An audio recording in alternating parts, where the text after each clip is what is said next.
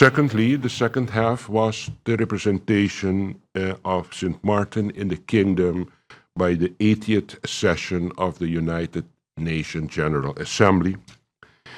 In that delegation, the government of Curaçao and St. Martin and Aruba was also represented, and I had the honor to represent the kingdom on the podium on presenting my vision on non-communicable diseases in general and also the implications for country St. Martin.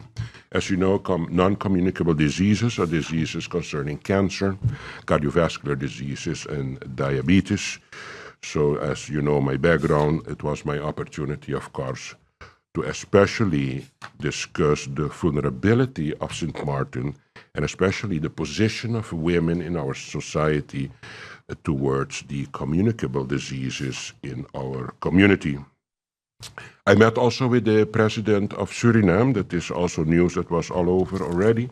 Important is that we discuss the trade possibilities with Suriname, also the possibility of agriculture, seeing that there is a lot of land available in Suriname, and the president of Suriname, Mrs. Geerling Simmons, was very, very sensitive for my proposal for us to come to agreement, for us to get an agreement of using land in Suriname, very custom-made for the market of St. Martin. Also, what we discussed is seeing the fact that I'm very sensitive for nation building, and we are always in deficit of professionals, seeing our history with Suriname, and that there are a lot of people from Suriname, professionals, assisting and helping us in education and also in the healthcare. We discussed the possibility of concretizing more this working relationship to see if we can get some more professionals to assist me with our nation building. In a session also that I had with the entire kingdom, in which the Prime Minister of Curaçao, Mr. Pisas, was present, the Prime Minister of the Netherlands, Mr. Schoof, and also the Minister of Foreign Affairs, Mr. Van Weel, and myself from Curaçao, and the Minister Cecilia of Aruba, we sat and discussed some kingdom issues that is, I think, of vital importance for St. Martin, especially the geopolitical developments going on in the Caribbean, taking also in consideration the ongoing tension with Venezuela. And my specific request to the government of the Netherlands through Prime Minister Schoof to see if we can guarantee and actually enhance the border control and security for the Caribbean overseas territories of the kingdom. As you know, there are a lot of tensions going on in the Caribbean, especially with the United States and Venezuela. Important for me as Prime Minister of St. Martin is to guarantee safety and security of my populace in all that what is going on this geopolitical level. And I requested, and that is not the first time, this is the second time that I discussed this matter with the Prime Minister of the Netherlands, for us to see the possibility to enhance the Navy presence in the Caribbean to guarantee security and safety for the people of St. Martin. I want to ask you a follow-up based on your presentation before going into my question. Yeah. While discussing with the World Bank, especially about the sport facility, the schools, etc., and the reasons for the loss of contract with the Chinese developers, one of the reasons was because of locals were not able to qualify for the bid because of the severe criteria. Was that simplified so that local contractors or Caribbean contractors would be able to participate in this bidding? Yes. I'd like to know if, specifically now that you're going over this process, if there is accommodation for local contractors. Yes, that is very good, by the way, that you're asking me that question. One of the agenda points was to actually facilitate and actually simplify, that's the word, the procurement necessary to be able to participate in those biddings. And as we know with our experience with the World Bank is that the procurements are so of high level that it's very difficult for local contractors to participate. And explicitly, this topic I have discussed in our meetings, and we agreed upon that we're going to simplify the procurement. That is actually a demand from the World Bank, that's one.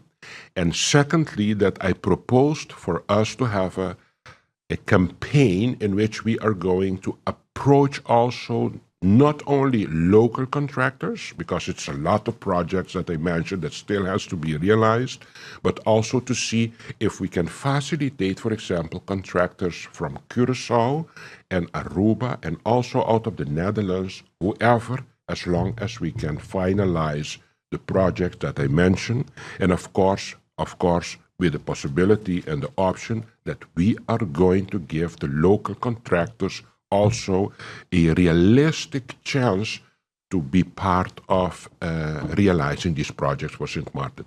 This topic, Mrs. Sean, has been explicitly discussed, and the World Bank realized also that their procurement demands were too high, that only a few companies in the world can adhere to them. So they had to learn, and they admitted to that they had to realize that working in the Caribbean is completely different than in Western worlds, and they had to get accustomed to it because it's the first time, actually, that's worthwhile to mention too, that they were on a mission like this one, because it's not, in the past, they never had a specific request from a government to guide a process like this trust fund money to develop a country like St. Martin. So for them it was new too, and they just copy-paste their procurement, and they started with St. Martin. Looking back, we realized these procurement measures were too intensive and too sophisticated for locals to be able to participate in them. And that is the reason that I requested them for let's calm down and let's move on with local contractors, and also, if possible, include those from Curacao, from Aruba, and eventually steering committee, the Netherlands, was also sitting there as representative and said if Netherlands can help us too, is very important. Mrs. Sean, important is the local contractors must be included in this. And even the same importance is that we realize these projects for St. Martin. So at a certain moment, if it's not possible to get a local contractor to do it, at the end of the day, the impact of having these 13 gyms and these 12 sport complexes are from essence for the further development and the livelihood of the people of St. Martin. We have to realize that we don't just focus only, it has to be local, local, local.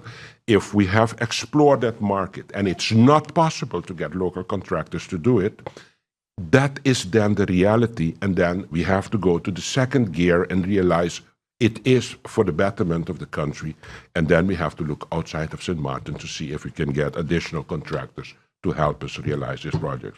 We have to realize also that we have until 2028 to realize these projects. And there is a deal after 2028, and that is another reason that they went to Washington. After 2028, it's over. And what I want is for the Netherlands not to take back that money, because we passed the agreement that we had to use that money till 2028. And that is something that we don't realize, that time is now running for us. So we are running out of time, and that is one of the reasons that they went to them and asked them, please make sure that this money stays in St. Martin for the realization of the project, even after 2028. And then you have a second challenge: who is going to supervise this fund after 2028 if the World Bank is not willing to do that?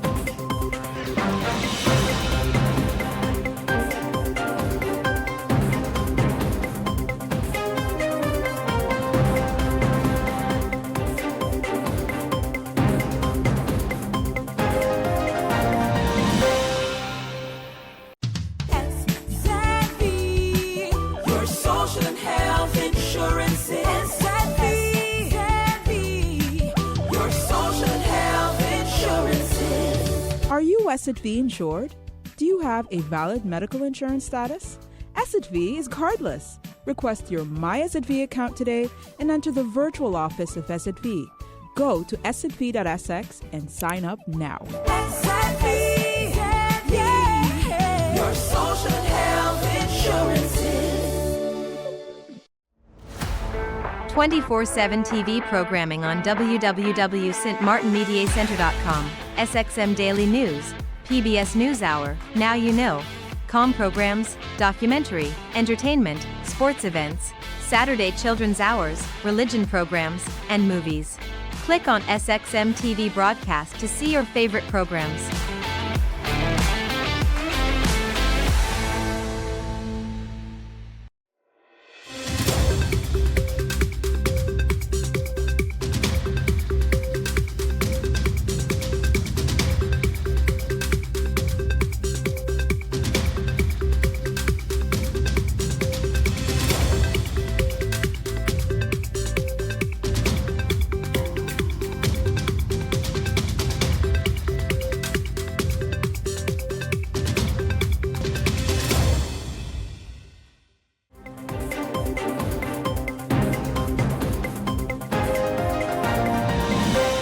What was very clear by the presentation that we received is that the Netherlands, and for the best, is able to make those kind of analyses and trends that are important for you to know, for you to have in order to plan, because we have to plan for this aging process that affects us all.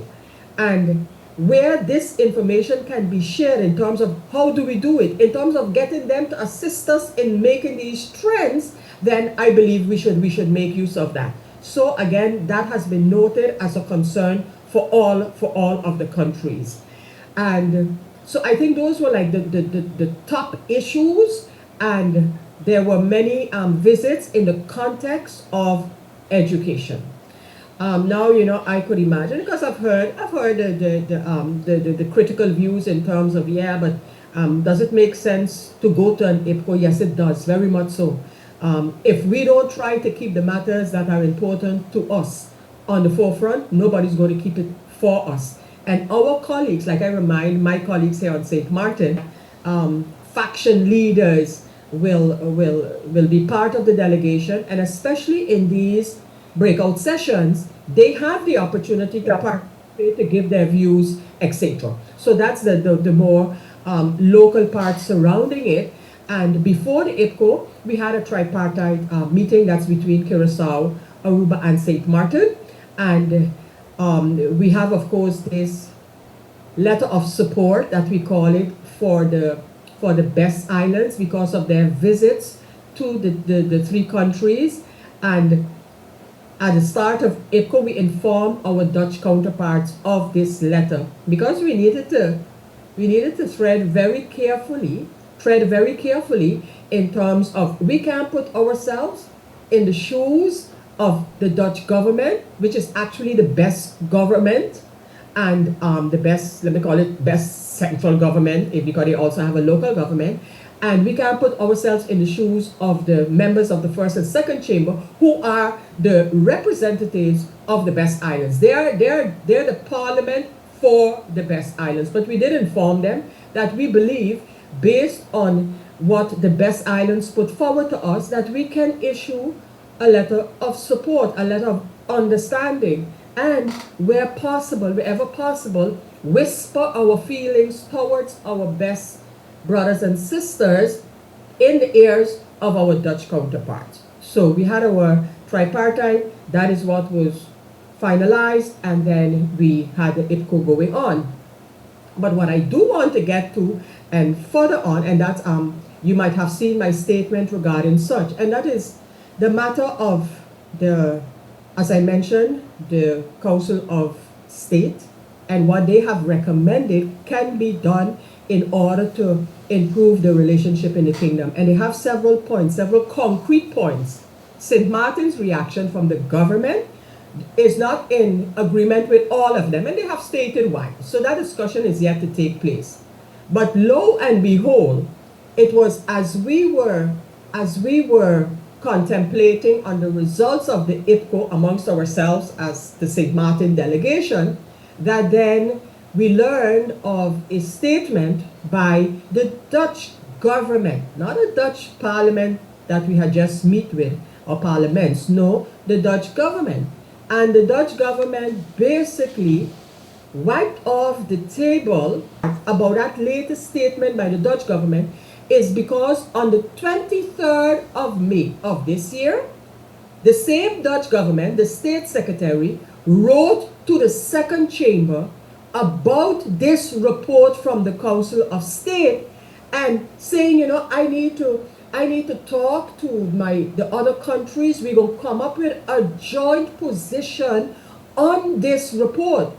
So the question would be, and it definitely is in my case, but so what happened between then when you had that nice letter in terms of all of us getting together, we will work on this together. There are some changes that need to take place. One of the discussions is how do you eliminate the democratic deficit? Do you give the persons from the Caribbean countries the possibility to vote in the first and second chamber? The same dispute regulation came up again. So all of these things, in the letter of the 23rd of May, the Dutch government was saying, we're going to work on a joint statement between all of the countries. So that is why immediately when I got back, I sent to ask the Prime Minister, what's really going on here? Has he received correspondence? So that letter with those questions has gone in. But again, that should not, which I told my colleagues, don't let us lose focus based on what the Dutch government is doing, but let us stick to the level that is our level, which is on Parliament. And any issues we have, that's where we're going to deal with it on the level of the other parliaments as well. So that's the part of the IPCO and the results of that. But that last part in terms of that letter, I think is a remarkable. It's really remarkable, and I haven't yet figured out why. But and just before IPCO, as was also reported in the media, I attended 2 side events of the UN in which I spoke especially on the matter of the SDGs and those that relate to women and improvement of the status of women. And as you know, I am an advocate for SDGs, and one of the reasons for being that is because they have targets, they have measurable goals, and if we kind of stick to that, we cannot take on all of them, but those that we do decide to take on, you can measure your progress. And so that was before I then went over to the Netherlands to the IPCO. So that's the matter on my latest trip. And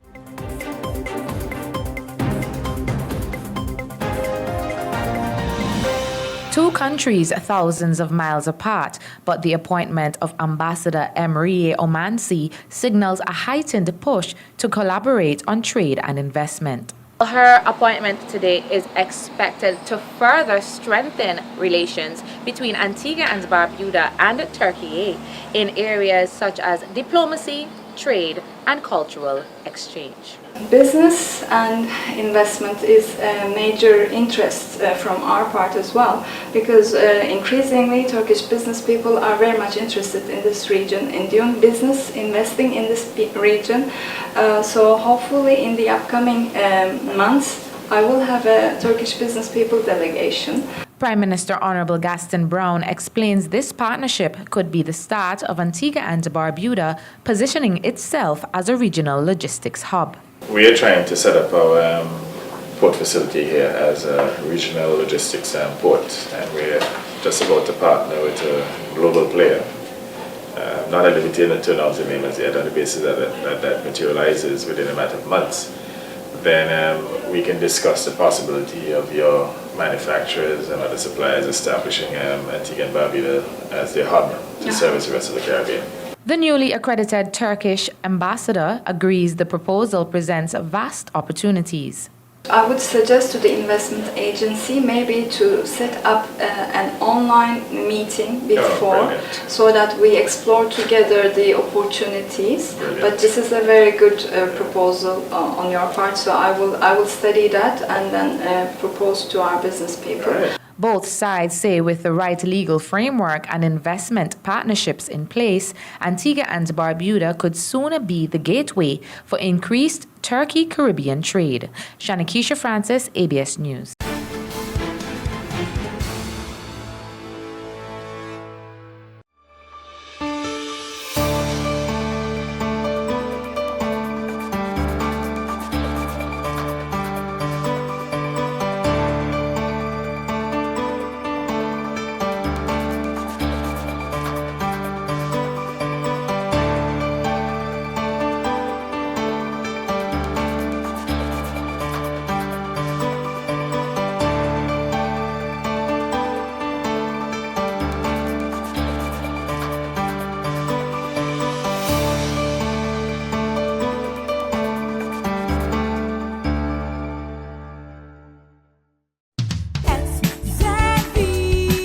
Your social and health insurance is your social and health insurance. Are you SXM insured? Do you have a valid medical insurance status? SXM is cardless. Request your My SXM account today and enter the virtual office of SXM. Go to sxv.sx and sign up now. Your social and health insurances.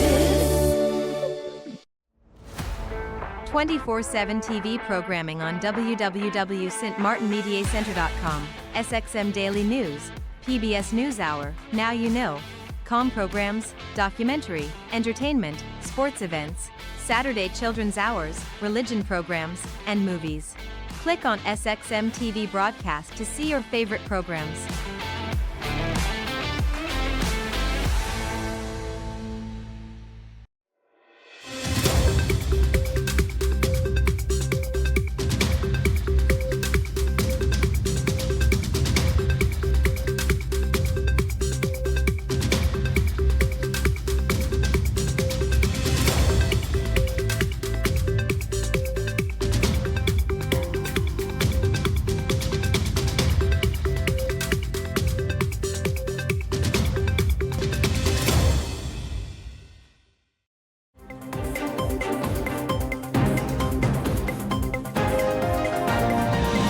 The Barbados Police Service appears to be on constant lookout for new recruits.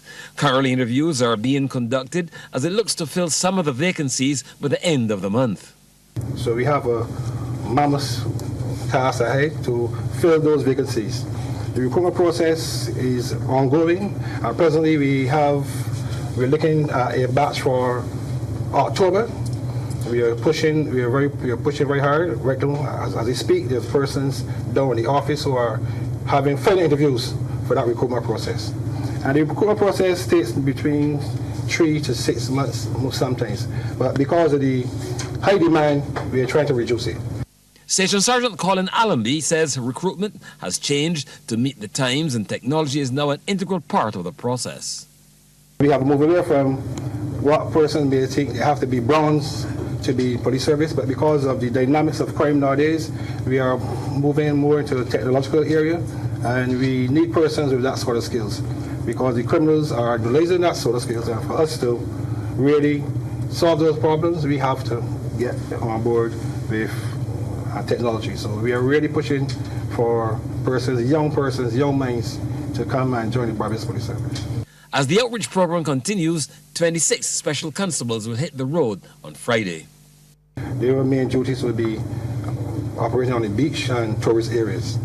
And this process is a part of the government's wider plan where they introduce 60 new posts for special constables.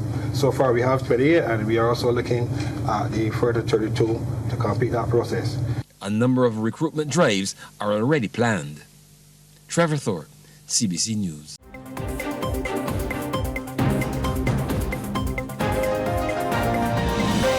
From the jungles of Tanzania to the halls of the United Nations, the natural world had no greater advocate than Jane Goodall. We're supposed to share the planet, and yet species are disappearing, ecosystems are collapsing. That's going to affect us. Goodall was a pioneer who helped revolutionize our understanding of our closest living animal relatives. and as a woman breaking through in a male-dominated field.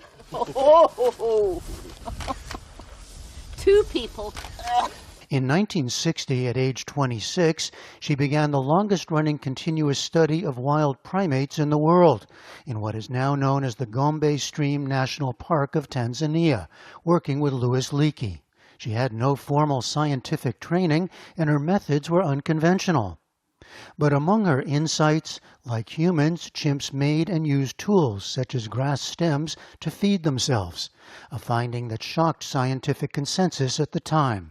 In 2020, marking the release of a National Geographic documentary on her life, she told me of her earliest days in Africa.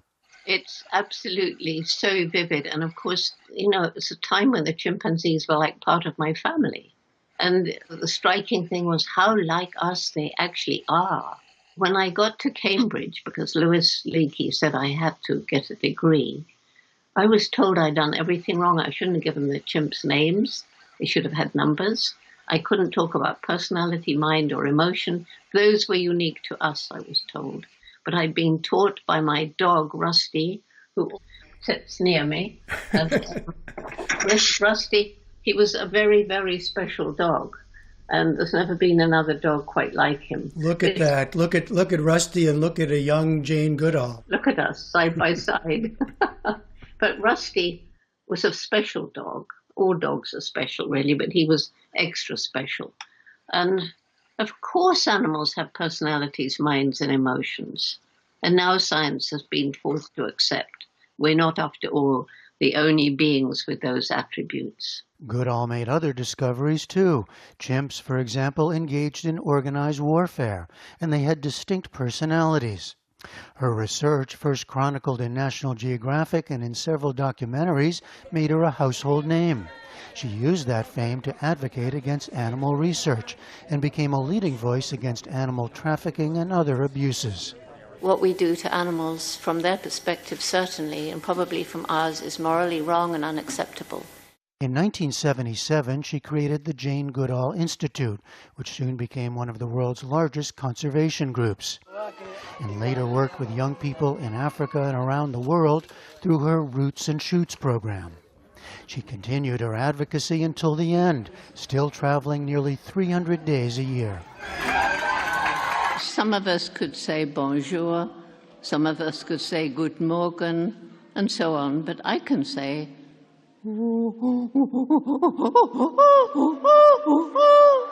that's good morning in chimpanzee. When we spoke in 2020, Goodall said she had no choice but to keep going. Well, I'm being 86. Obviously, the time I have left is slowly shrinking, which means I have to work ever harder. People say, well, you need to slow down, but I have to go quicker. The main message I have is that every single one of us, every single day, we make some impact on the planet. And we have a choice as to what impact we make, what we buy, what we wear, where did it come from. And if enough of us make ethical choices and start thinking in a new way, then business will have to change because of consumer pressure. And governments will just have to obey the will of the people if there's enough of us willing it. So each one of us is part of this growing. It's my greatest reason to hope. Jane Goodall died today while on tour. She was 91 years old. For the PBS NewsHour, I'm Jeffrey Brown.